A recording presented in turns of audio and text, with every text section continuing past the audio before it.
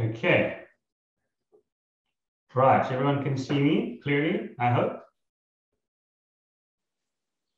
Okay, so thank you for the welcome so that I can do a presentation here. Thank you so much. And we're here to celebrate the month of deaf people, and I'm really excited about that. And I'm happy to share some information with you, and I hope you enjoy listening to me and watching me.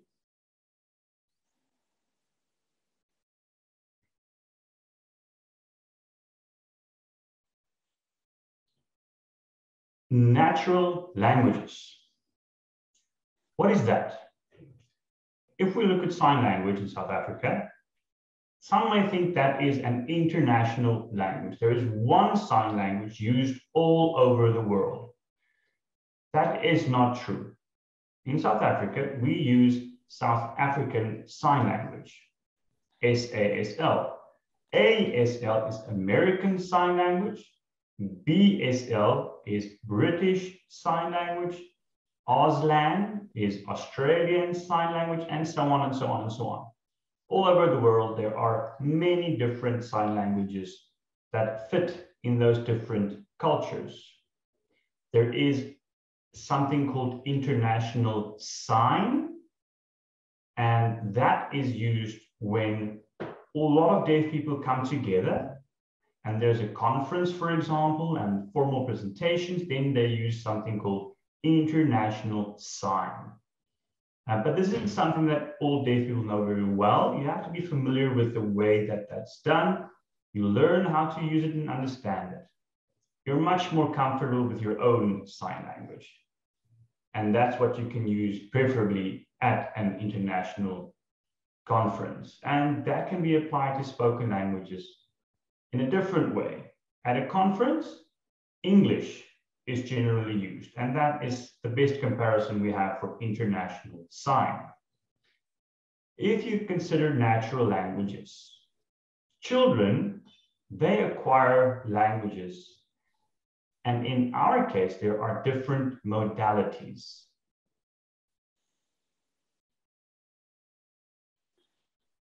There are 2 points of research. One is Bayes, and the other was Brown, and they did some research in 1990, along with Mayer and RP. They did research in 2006. Their research was about language acquisition. Now, how does this relate to the modality? Deaf babies, if they are born deaf, and the parents are deaf, the language that they use would be a sign language. In the other scenario, you have a hearing baby with hearing parents using a spoken language. So there we have the 2 different modalities. How does language acquisition occur in these 2 different scenarios? The exposure that these children have to sign language and spoken language, the process of acquisition is very similar.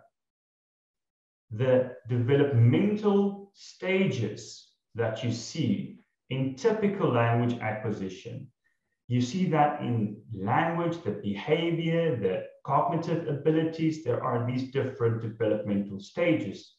And the sign language and spoken language acquire them at about the same time.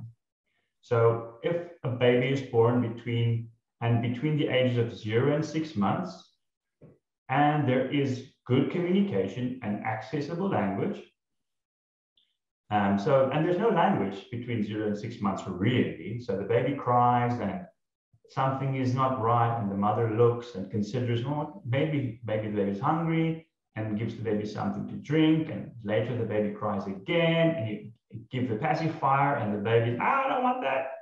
And maybe something, the dirty nappy, and you clean that. So that is some aspect of communication that's not really linguistic with language. So methodological and syntactic. So these two aspects of language, the morphological and syntactic development, that occurs a little bit later after 6 months, but between the spoken and the sign, it's the same. So what's really important here is that there is a critical period for a child whose brain is absolutely a sponge and just absorbing and growing incredibly fast. And this period is typically between 0 and 3 years, when language exposure is very, very important. It's important for all kinds of development, and it's typically very important cognitive development.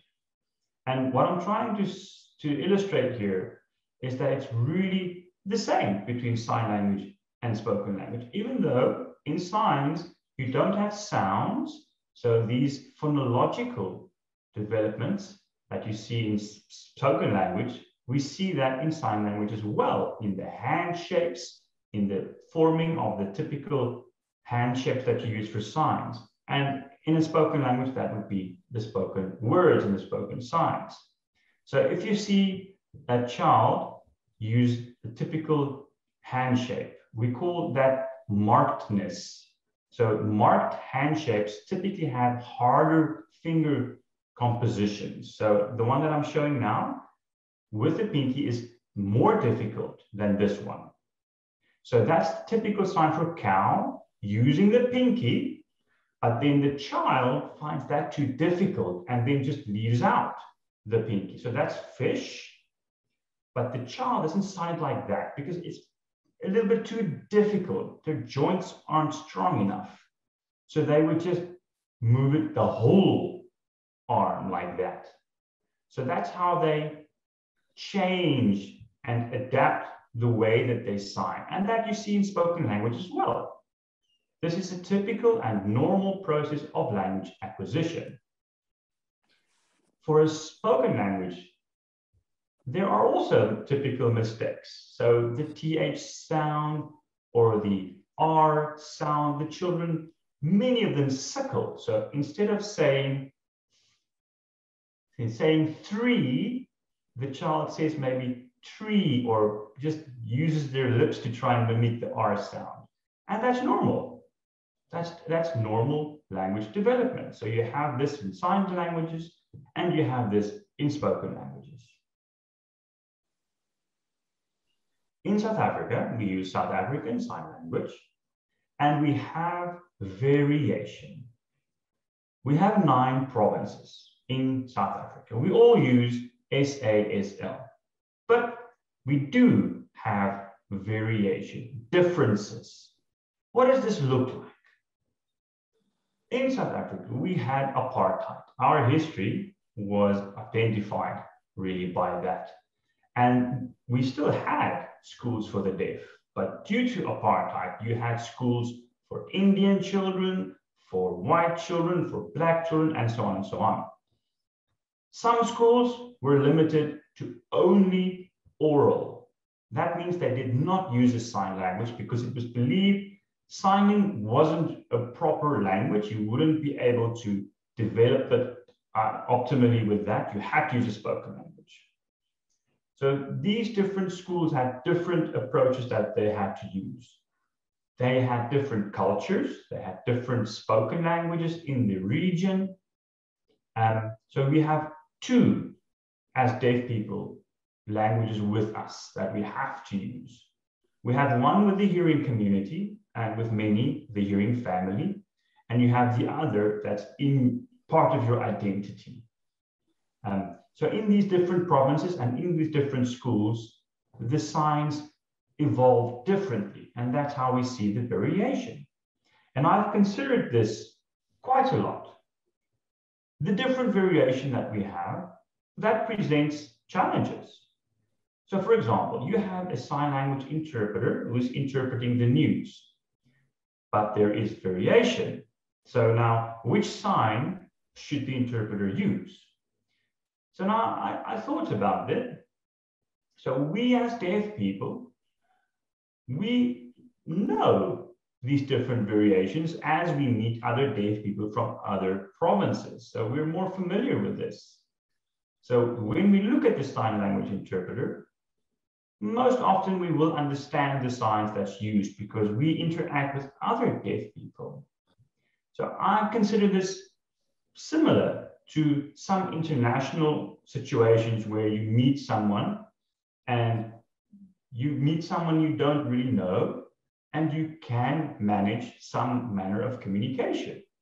This is a positive part of sign language. So as a deaf person, you meet another deaf person from another country, and you use this international sign, and you will be able to understand each other to a certain extent.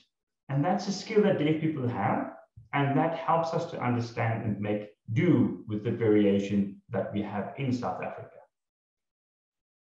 And it remains a preference for deaf people.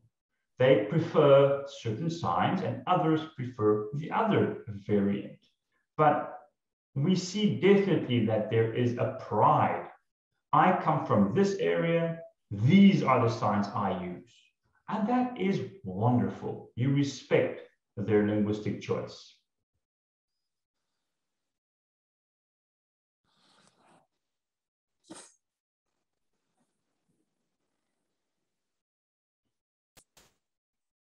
When we consider access to information through the parents, if you are a deaf child, the parents have to understand that there are two ways to look at your child.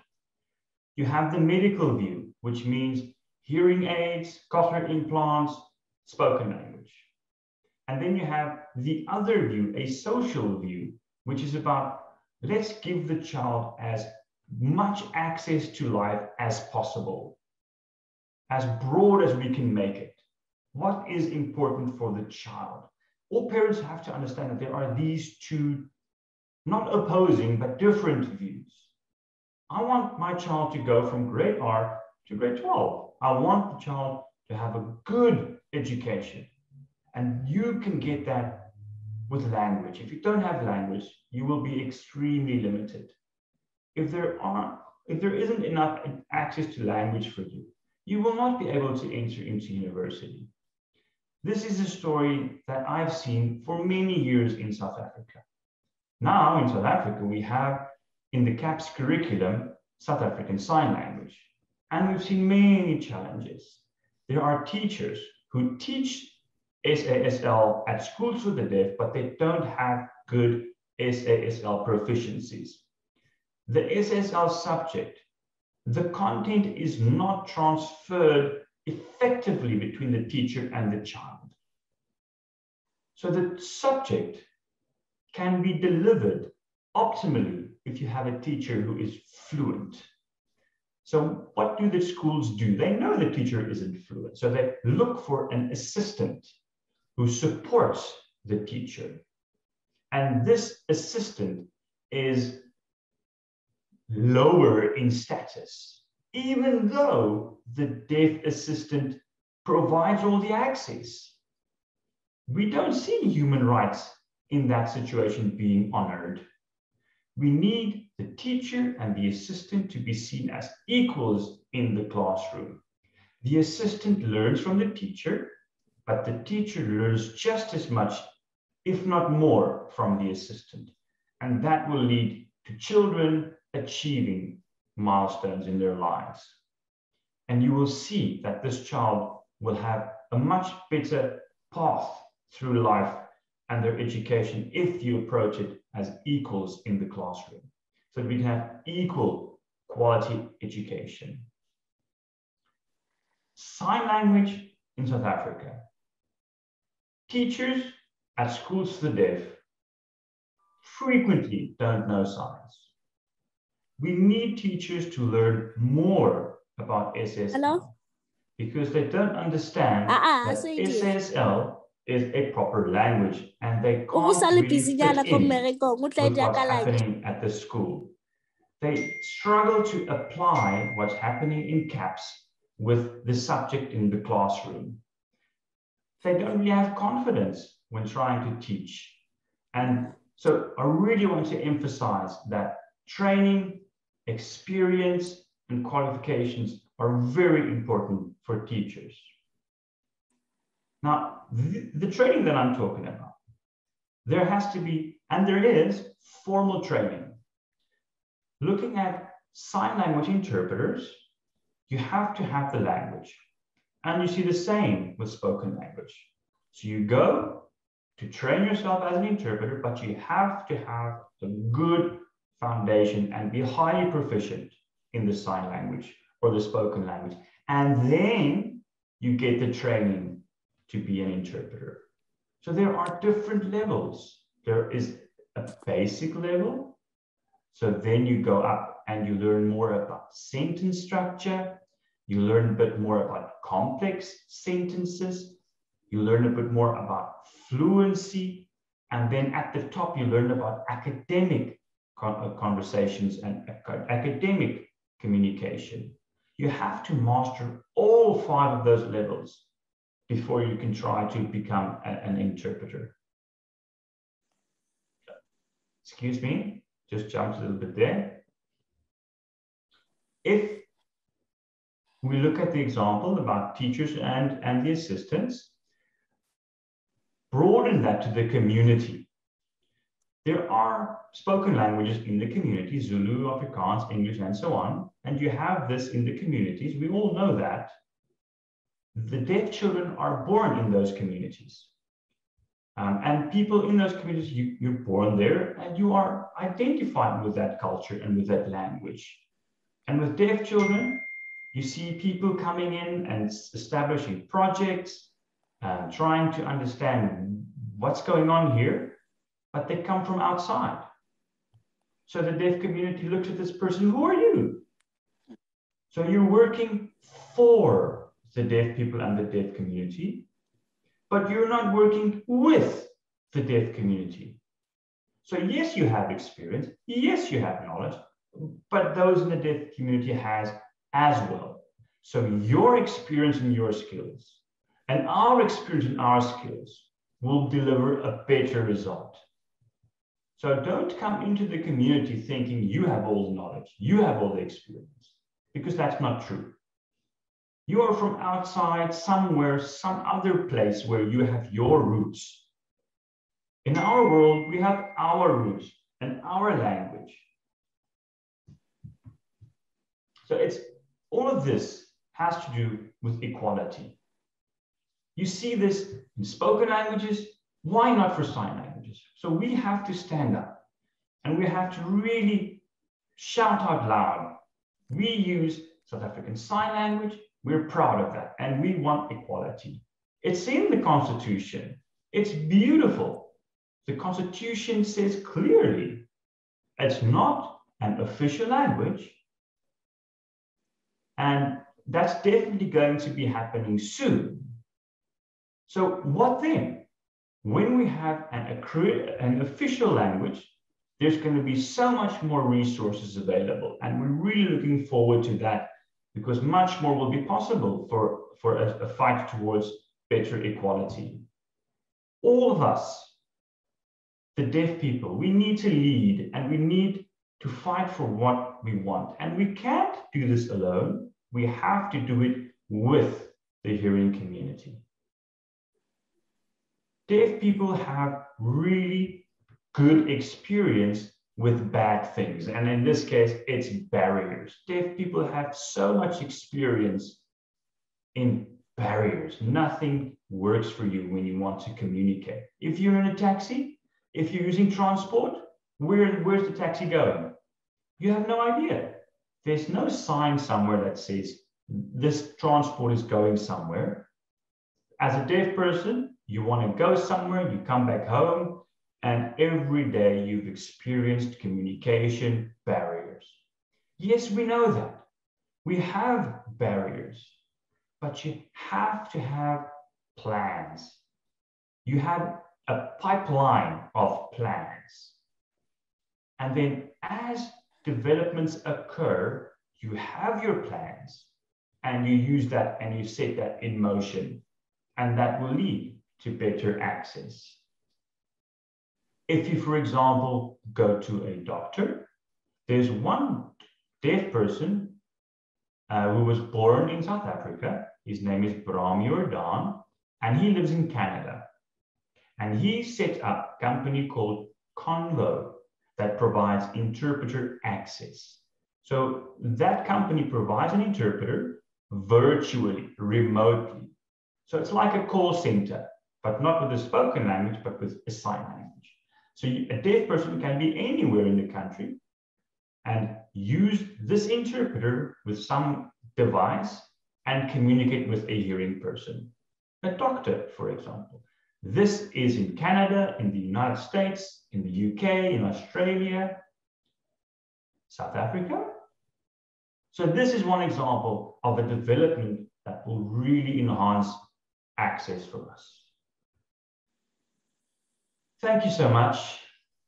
That is the end of my presentation. And we have many issues and concerns as deaf people and as the deaf community. So please join conversations on all kinds of social media, on NID's Twitter and Facebook. Thank you so much.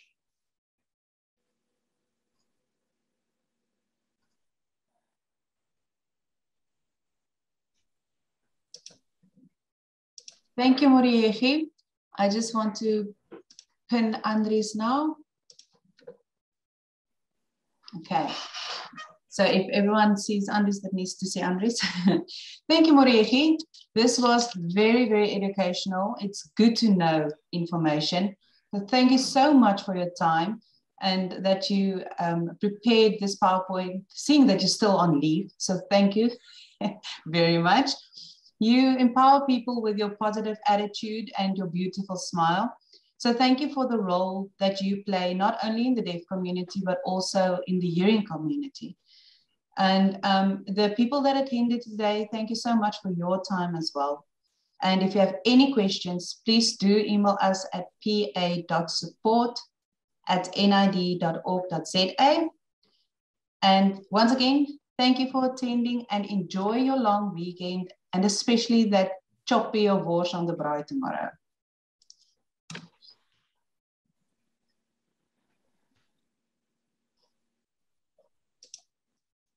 Thank you.